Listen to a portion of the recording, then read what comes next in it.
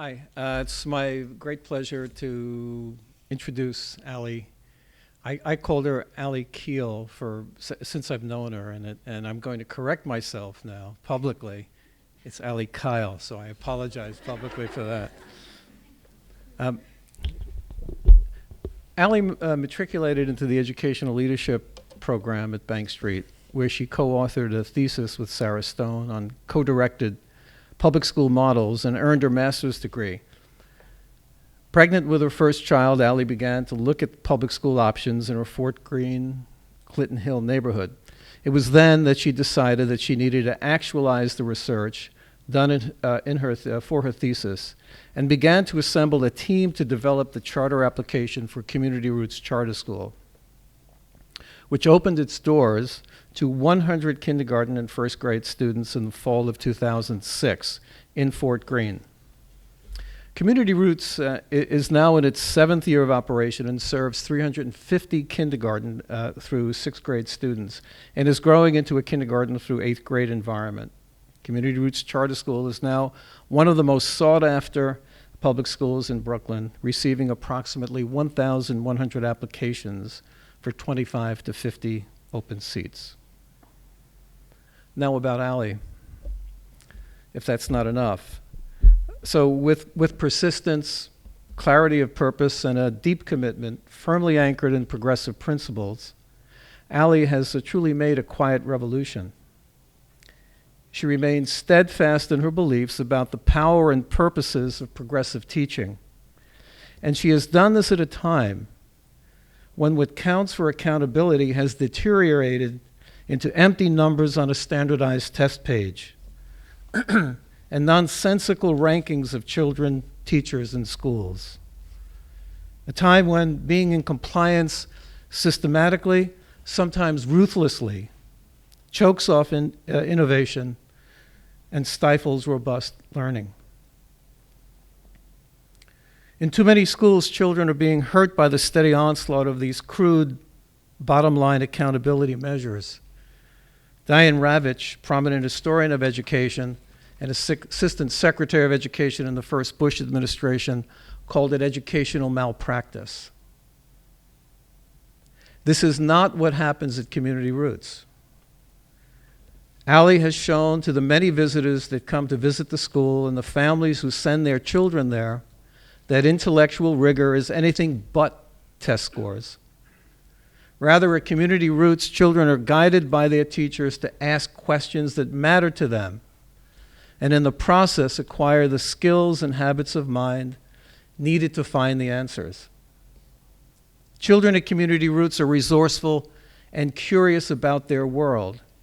They understand at an early age that learning is, at its core, a social and collaborative endeavor.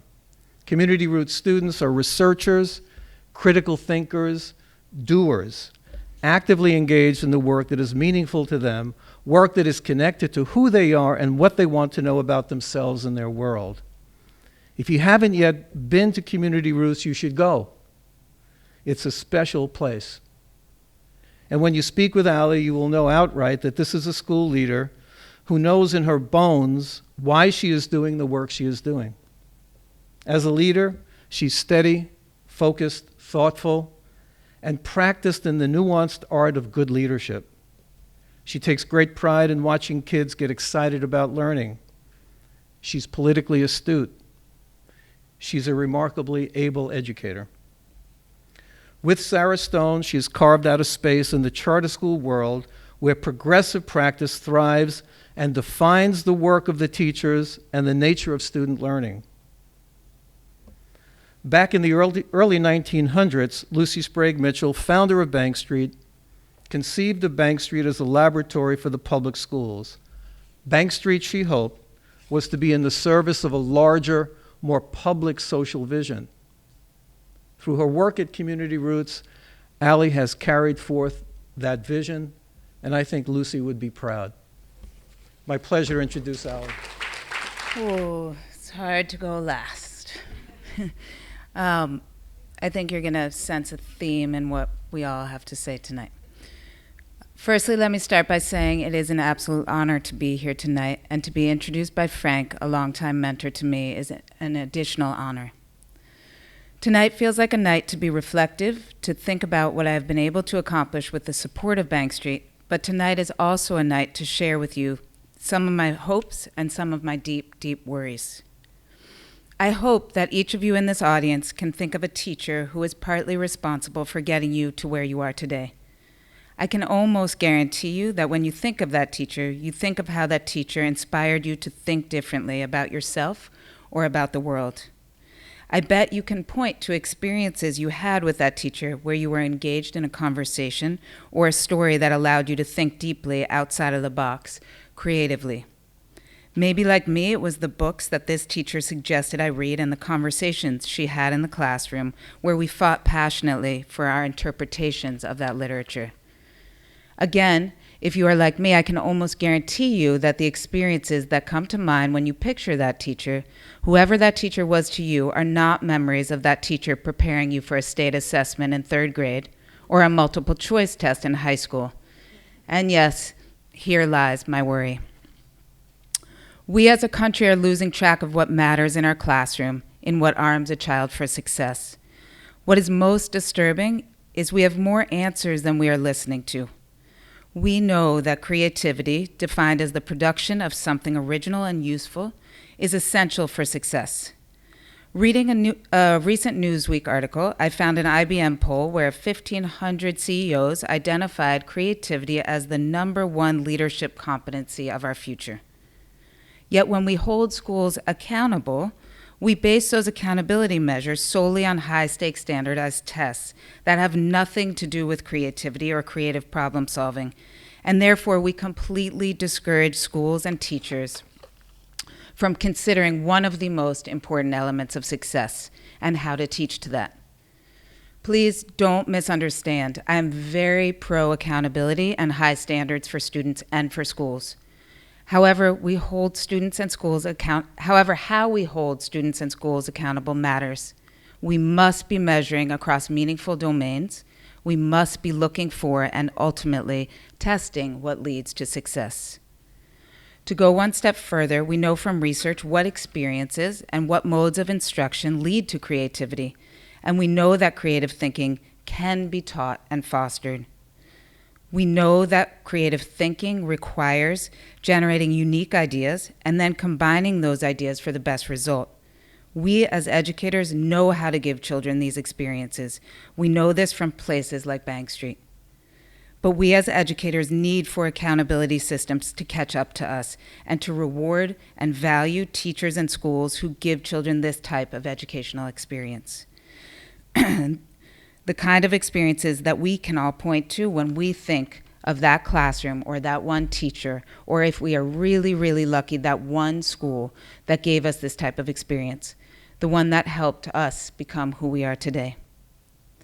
Around the world, countries are turning their educational attention to how to teach creativity in school.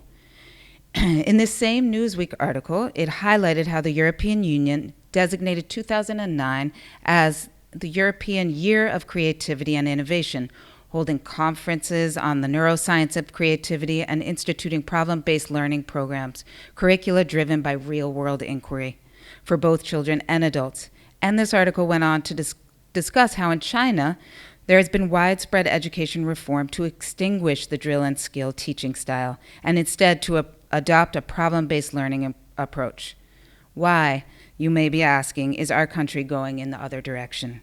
And yes, this is a question I am constantly asking myself.